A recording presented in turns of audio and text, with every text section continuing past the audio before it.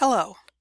Teaching research skills is time-consuming, like teaching math component parts and then recombined in unique ways. Students are taught to add, and then they apply that skill to lots of different disciplines. Students are taught to paraphrase, and they apply that to lots of different disciplines. But unlike adding, paraphrasing is perhaps a little bit more difficult to teach in the distance learning situation. When trying to find tools to help us teach anything, we can create our own content or find content, and both are time consuming. If we create our own content, creating content targets the learners that you know. You're creating it specifically for them, for your 6th graders, for your 8th graders, for your 10th graders, for your ladies, for your gentlemen. But it's limited by personal time, skills and technology, and sometimes even instructional knowledge.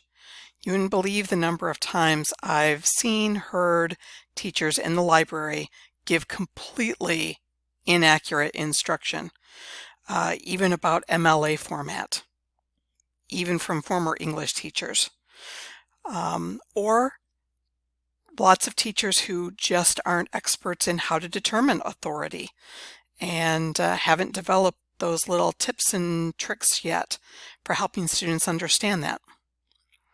Finding content, however, is also limited by personal time, and we often think that needs a little bit of tweaking. It's pretty good, but I need to add this or say this or do this so it works for my students. But it can provide a valuable framework. So I have spent this week doing some extensive research for you to inform perhaps how you might want to pursue this in a distance, flipped, or even face-to-face learning environment. I am definitely a believer in not reinventing the wheel whenever possible. So for years now, I've been trying to maximize the experts in the room and previous work that's been done by other people. And one of those examples, I just want to make this analogy, is, for example, posters. Some of the best stuff you guys are doing in the classroom, I don't see. I can't preserve that.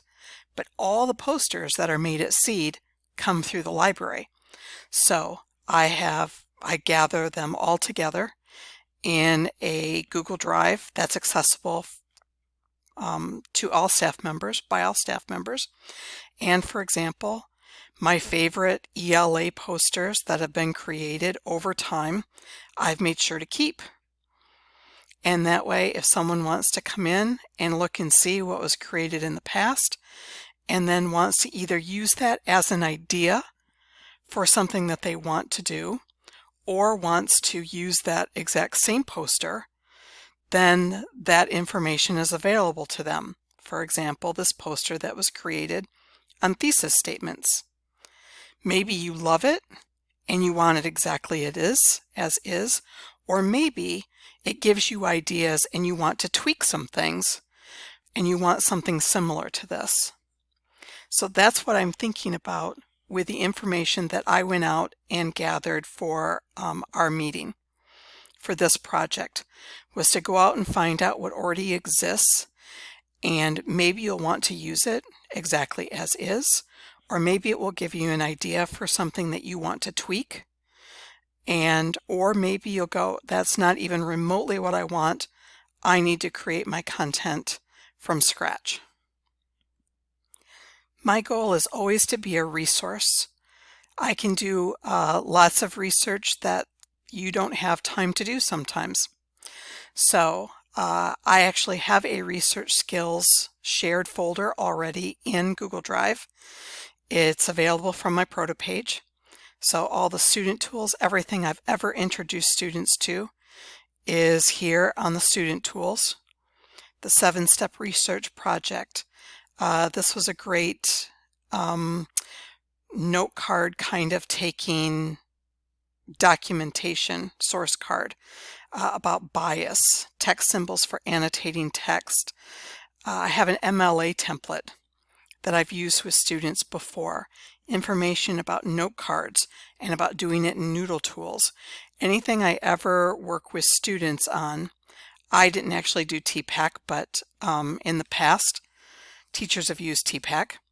Then I try to make all those valuable things available in the Research Skills folder. And then I also have Teacher Tools.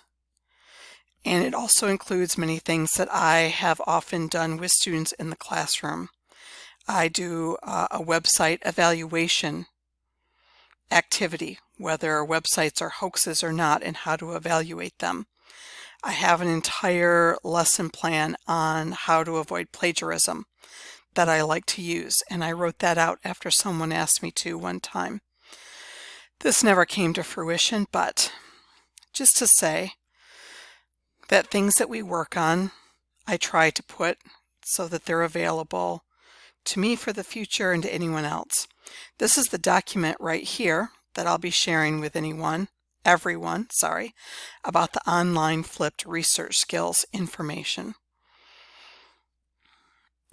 First of all, there are lots of different courses at the university level for research writing or different components of research writing. For example, this one about basic APA style, citations and references. It's a 4-week course, by the way, just for this one component of research skills in writing. Transitioning from undergraduate to graduate writing, all sorts of different courses from different online universities. For public schools and online schools for middle school and high school, not so much. So all the English classes and literature classes and the social sciences classes, but not anything specifically regarding research skills. So either they are incorporated so deeply into the course descriptions that I could not find them to find a model, or it's not something they focus on. I'm not sure which. For us, the first one that I found that had some good positive feedback to it was a program called Drafting Board, which is grades 6 through 10, maybe up to 11, 12. Walks students through the process step by step, showing them how to understand an issue before taking a side, use evidence to support a claim, and address the opposing point of view. There is one huge problem with it. Get this out of the way right now. It recommends that students do it in one sitting, which is about 2 hours of work. And I'm not sure why yet. I would need to try the whole thing out and run through it myself to find out, which I am, of course, happy to do if anyone's interested in it. Just to go to it and show you a little bit about it here.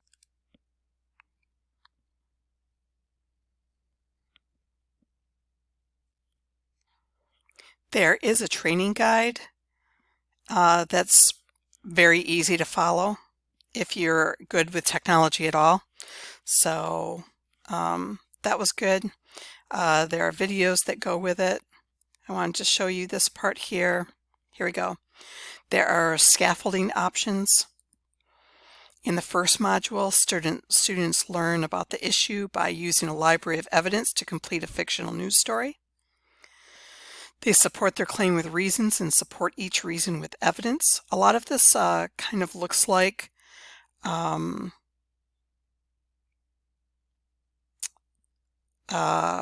IXL, the other one, iReady. So some familiarity with this kind of format for students.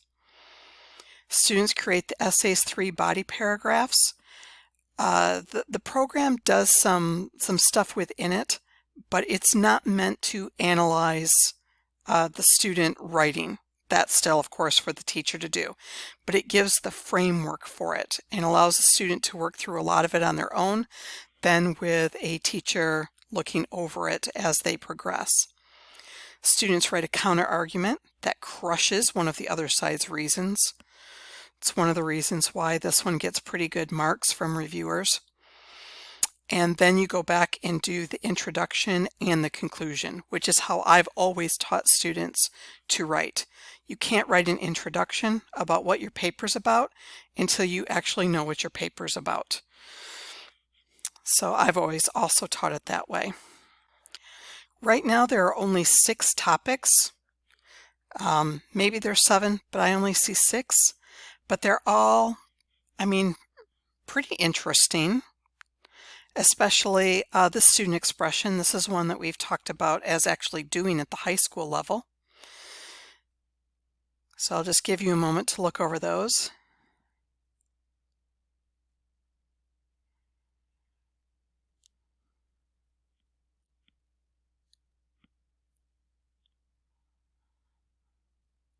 And of course you can pause if you need more time. This is with iCivics, so it's a great cross-curricular kind of activity in and of itself. I have included a review by the Thomas Fordham Institute, and this is basically what it says, that there are definitely some major strengths. Clear, simple breakdown of the writing process, user-friendly game-like graphics and instructions.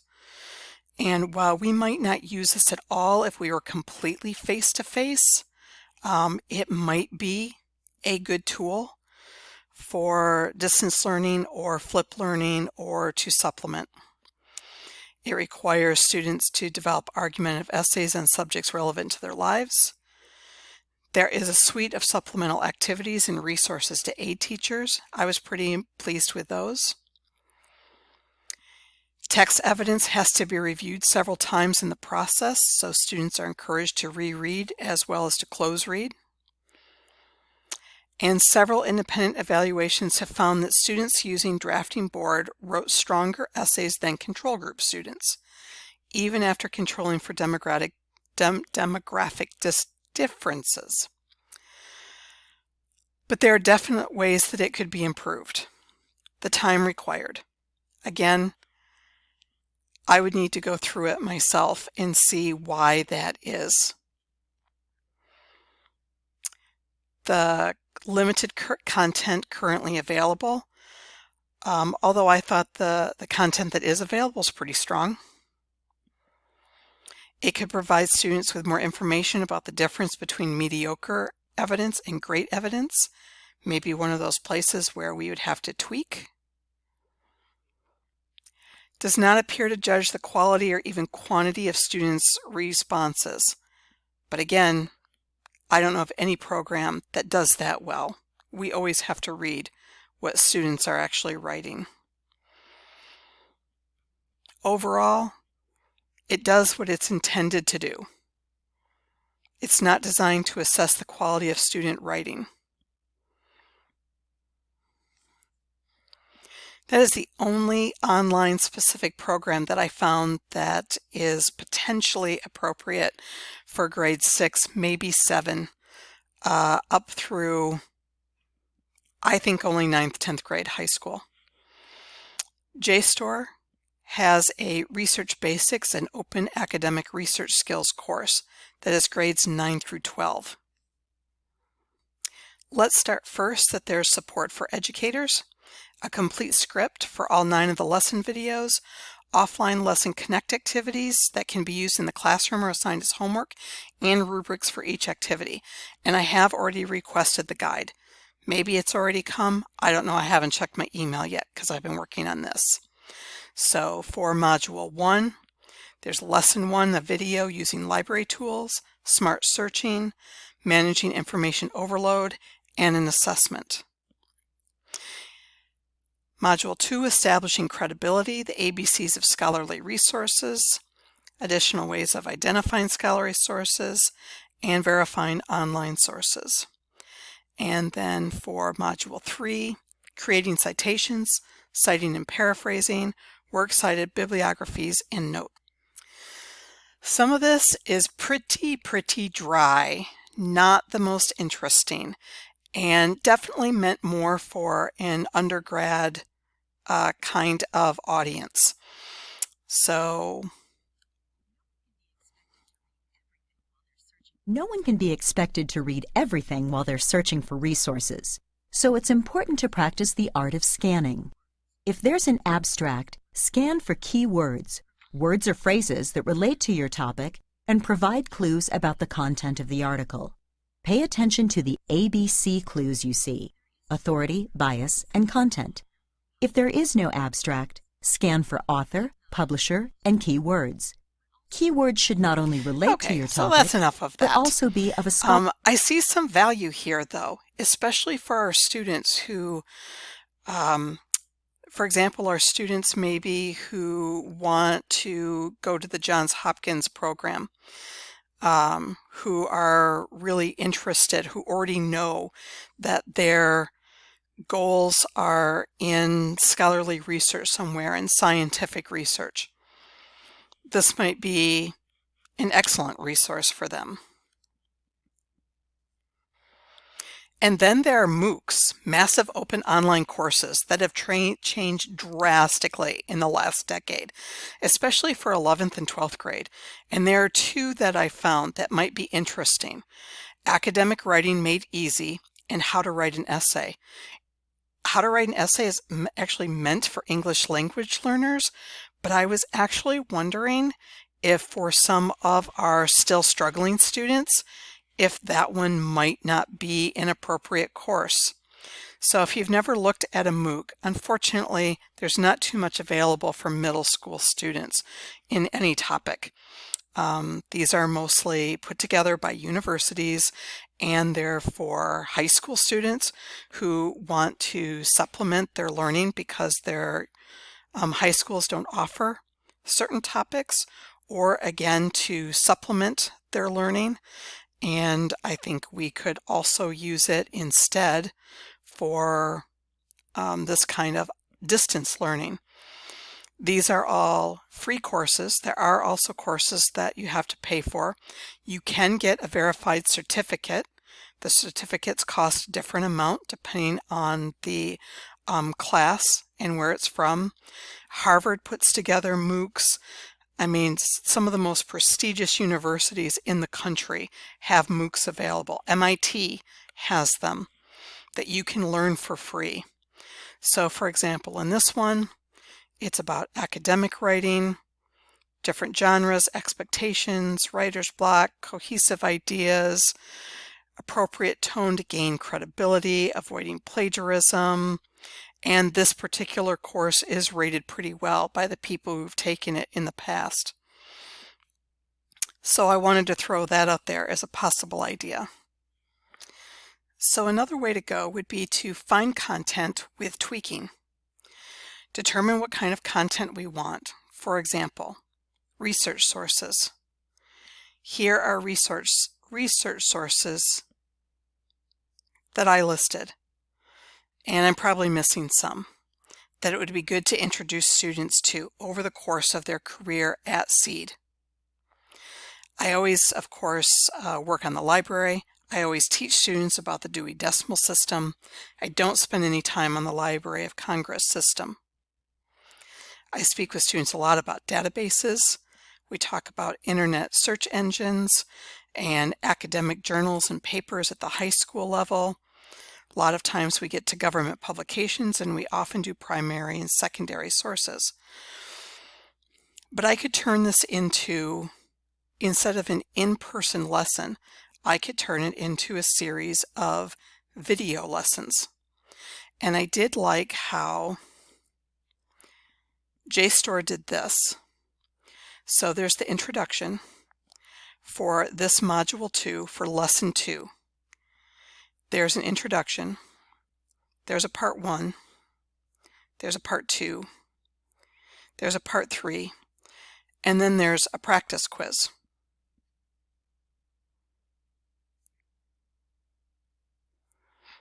And we could do the same thing with our own students in mind, with different skills that we would want to break down. For example, I'm just going to take the Dewey Decimal System as an example.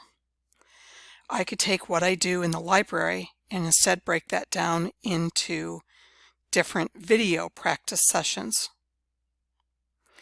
And if we use things like Screencast-O-Matic like this, like Edpuzzle, then there can be information embedded right into the video, right into information I found, information I created, could have little quizzes right in there so that they're tracking the information as they go. In this lateral reading video that I found that was created by another teacher, they have an open-ended question here at 1:05, right there. There's a multiple choice question, which I couldn't stand, but when the content is created by someone else, you can't edit it at all. Or that exact same video that I found on YouTube, which is really well done about lateral reading. I put my own content in there. At 7:38, I have a multiple choice. At 11:05, I have another multiple choice, another one, and another one. And when students log into the class, then all that information is collected for me, that they have tracked and done this. And you can set it so that they can't skip ahead. But in addition to that, I was able to add some of my own content. Let me show you that. Lateral reading too. However, it's important to note that many online news organizations have their own point of view. Sometimes these are explicit liberal or conservative political leanings. And so I stopped the video here and added my own note, which I can set it so that students can't skip that. And this is why the Proto page has a tab on it for news sources, because news sources, magazines, can have a liberal or conservative leaning. So for example, on the news source tab, it has nonpartisan news sources.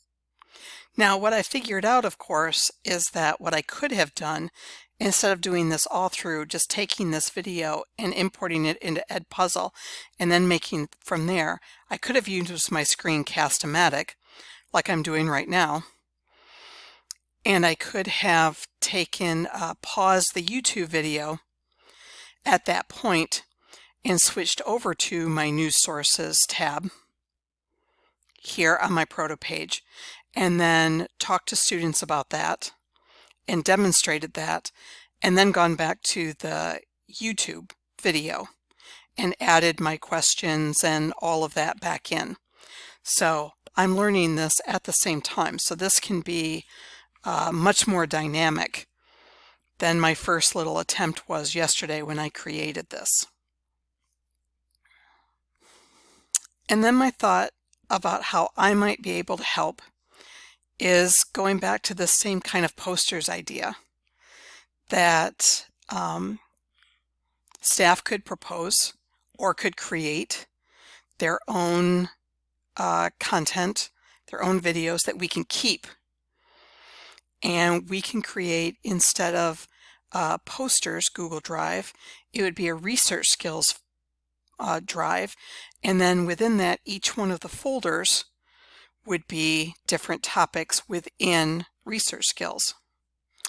So something like this, similar to the poster page, where we have research skills and online lessons, and then accumulate, create, find, accumulate good content here, which I'm happy to start working on in any order that someone would prefer. I can do just-in-time content searching. That's not a problem. For example, I found the source evaluating sources. That's the one I've been focused on. This one is actually for middle school right here, so I would put it in the middle school folder. But if I open that, then here's the video.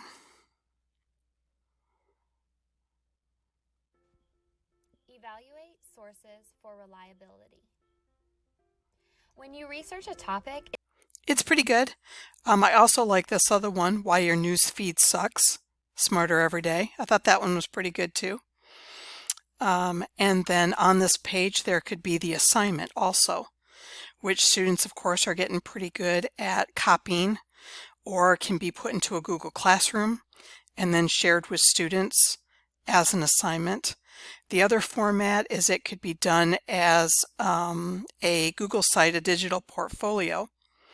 So instead, you have all the different ones here, and then you embed your videos in there, put your assignments here, and have students work through things that way. So a couple different ways that it could be done. And then just to finish off, my focus was on research skills specifically, rather than research writing, teaching those concrete skills that then can be incorporated into the writing process. But during that time, my research, I also came across some highly recommended programs to help with the writing process, in some ways to help with research writing and others just to help with writing. So one of them was Writable, and I've included a link here in the document for you. Another was WriteLike, which is text modeling using mentor text methods, and there's 2 reviews of that product. And then another one that was Writable. Oh, sorry. Hold on. Okay, and the other one was Quill, Writing Skills, Free Writing and Grammar Activities, and a couple of reviews for that. So in case someone wanted to check into those, or if you would like me to do another recap of those on another sharing time, I will be happy to do that. And then the last one, I just had to, this one I ran across, this little bonus, KQED Learning. This one really interested me. A forum to discuss issues that matter with other students across the country. And there are middle school and high school discussions. We're always talking about authentic writing practices, and this one looked really interesting to me. Although on the surface it has nothing to do with maybe research skills in writing, yet it does. Because if you're going to discuss topics with other people, it would be great if you had some information, some research, some evidence to back up what you're saying, that what you're writing, of course, that your opinion has more behind it than just, oh, I don't know, that's what I think, that's what I heard, so that's what I think that's the best. And so it's definitely still current with corona myths on there and coping with uncertainty in the times of coronavirus. There are, as I said, there's middle school topics, violent video games, vaping. Should teachers be armed at school? Should school start later? If we just take a look at that one for a moment. You can add it to Google Classroom. There is a lesson plan. You can see that there's 23 schools, how many responses, different citations. So I just had to share that little extra bonus for the day. As always, let me know how I can help, and I hope that some of this has given you some perhaps new ideas of how to tackle this.